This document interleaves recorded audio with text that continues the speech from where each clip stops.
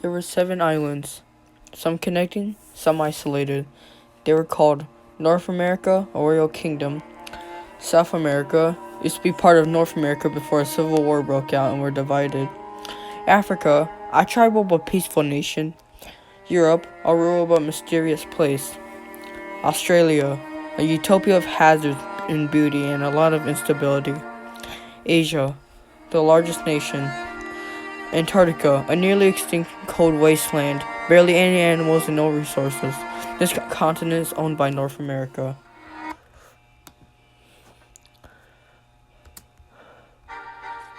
Chapter 1, North America. King Bear! King Bear! A messenger came bursting in. What is it, Messenger Squirrel? King Bear said calmly. Those dirty eastern animals have attacked. King Bear then looked around and said, Troops, prepare yourselves. Those rascal Easterns have attacked our kingdom. They have a death wish. Also, Squirrel, get my brother from the far north. Squirrel then ran as fast as he could until he touched the snowy tundra. Squirrel then entered the Ice Kingdom, and that's where he saw King Bear's cousin, King Polar. King Polar, your cousin King Bear has requested your troops. Those dirty ching-chongs have attacked. What do you recommend? King Polar then cut him off. I'm willing to help my cousin. Polar gathered his troops and then marched to the place where the eastern animals were at. Surrender now, and we will spare you, bellowed out a rooster general. Bullshit, yelled out a soldier cougar. You Westerners took our food supplies. The Westerners were confused, as they never actually stole any food from the East. King Bear then exclaimed loudly that they never actually took food from them, but the Eastern Army insisted that they did do it. The West and East Army started arguing to find out who's responsible. Now, this escalated into a full-scale battle when a wolf archer used a sling and killed a monkey from the Asian army. The soldiers see their monkey comrade die and they go into a rage-like phase. The wolf archer is scolded and then a fight starts. Both armies charge each other. Wood and weapons shields cling as there's carnage across the battlefield. King Tiger then appears out of nowhere and ambushes King Bear.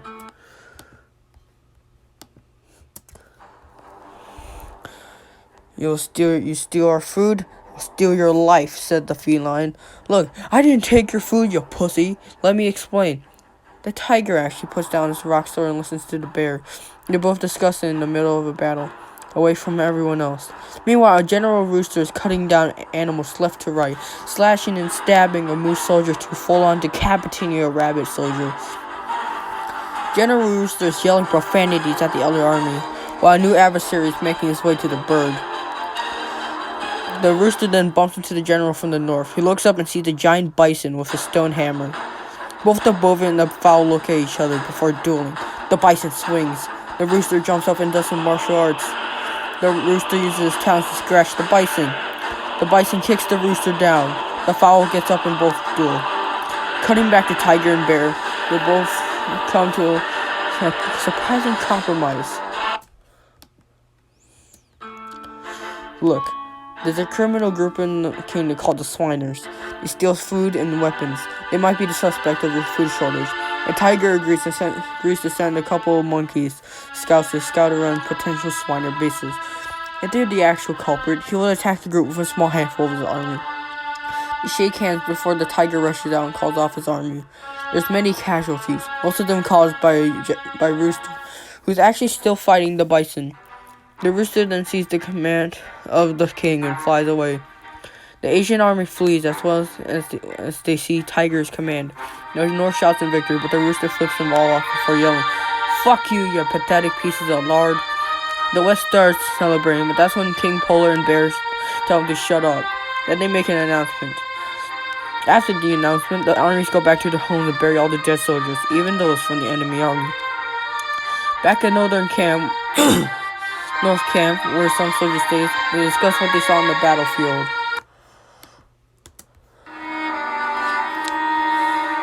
I've seen some soldiers come and go, but I've never seen a soldier as ruthless and quick killing as General Rooster, said the badger.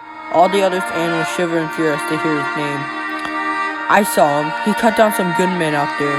Even our general had a hard time with him, exclaims the bobcat. All the soldiers talk about rumors about the bird. I heard that he committed several war crimes against the other continents, says a Mallard. I heard that he's actually part of North America, says a Lynx. All the animals look at Lynx in disbelief. They know that's not true, right? Look, I already know that this chick is a little Swan Yu reincarnated, says a heron. They all then rest for the night. Chapter 2, Asia. In a soldier camp, a bunch of Eastern soldiers are socializing. General Rooster is drinking with his fellow comrades. You know, Rooster, I saw you in the battlefield, and you were impressive as always. Great form and everything, Adolf says in a foul. All the other soldiers start to compliment him, while Rooster thanks them. Well, gotta go now, says Rooster, as he trots off into town. As Rooster is walking through his village, he gets a letter from the king himself. He's invited into the palace. Well, alright, thinks to himself, before finally making his way to the palace.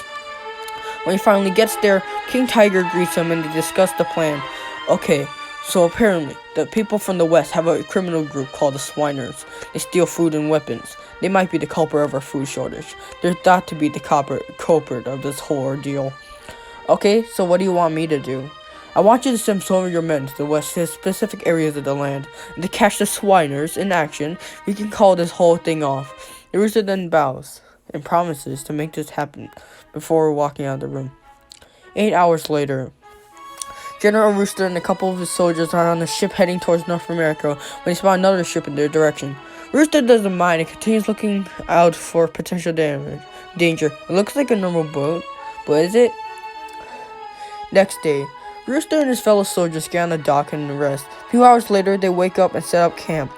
Rooster crows when getting up and looks around and sees the same boat. Strange, he thinks to himself. With his trusty stone sword, he makes his way to the boat and sees that's empty. Rooster calls over some of the soldiers and they scout out. They follow the footsteps that were made and they go out. After scouting for 30 minutes, they finally find it. What they find is shocking.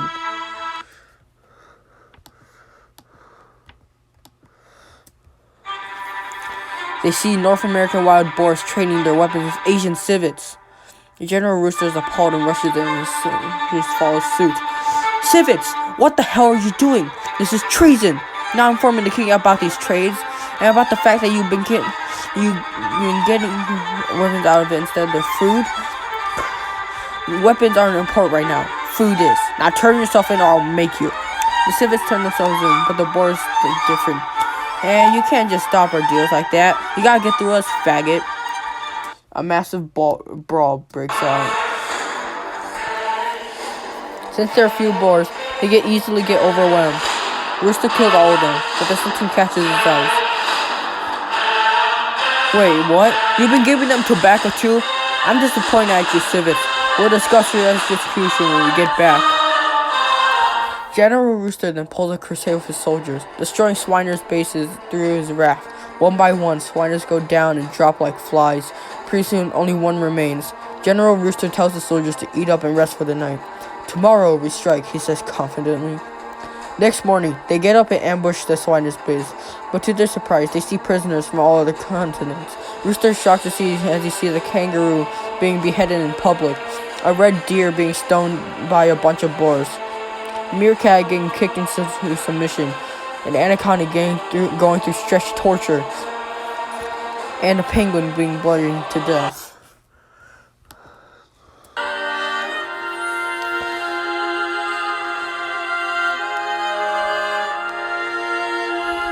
Rooster sheds a tear before attacking the Swineers. The Swineers retaliate and a brawl ensues. Rooster swiftly kills a bunch of Swineers and the site is liberated. Some animals are free. Some aren't so lucky. Rooster gathers up all the survivors and searches for more survivors. He looks and enters an office. He sees a document and reads it. His eyes get watery as he drops the paper. The Swineers got every animal not from North America and Asia and riled them up. He then put them through torture and mining. So many darn war crimes. Nurse then runs out of the room with tears in his eyes, who then toughens up and looks for more survivors. As he scouts the area with a few soldiers, he spots a dead mother platypus with her baby in her hands, both dead. Rooster has seen stuff the average creature shouldn't see, But this was way too much. He walks around some more, spots a male hyena who was whipped several times. Help me, he says weakly. Rooster helps him up and carries him like a champ, but when he gets to the healing tent his soldiers set up, the hyena is already dead.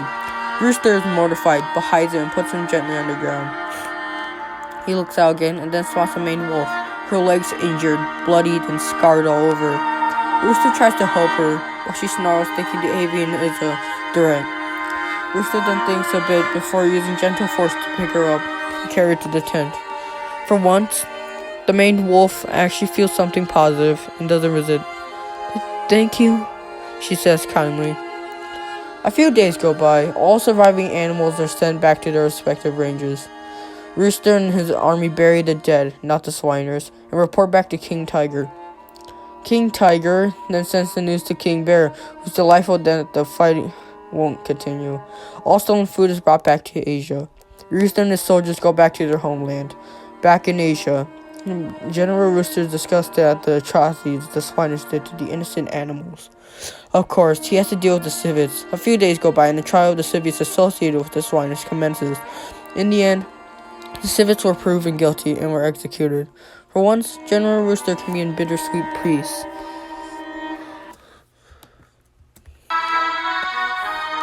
Chapter 3, Africa.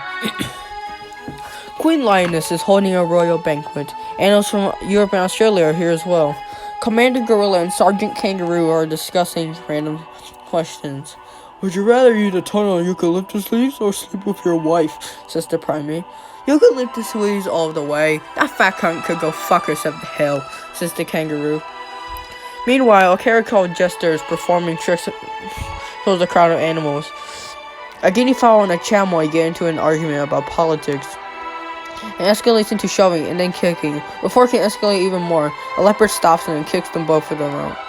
After the banquet is over, Queen Lioness goes to her room to change, but that's when she hears something.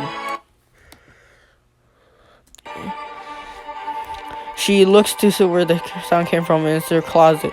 She goes closer and closer until an assassin jumps out and tries to kill her. But the Queen Lioness fights back. She is a queen after all, and she can't be a damsel in distress. The assassin turns out to be a monitor lizard. The lizard uses his tail, his jaws, and knife at the same time. The lioness grabs a hole in her room and uses it as a weapon. They trade blows, blocking and clanging their weapons. This happens for a few minutes before Lioness finally impales the assassin. She calls her guards over to take the body away. Jeez, I never knew you had it in you, one of the guards say in a joking manner.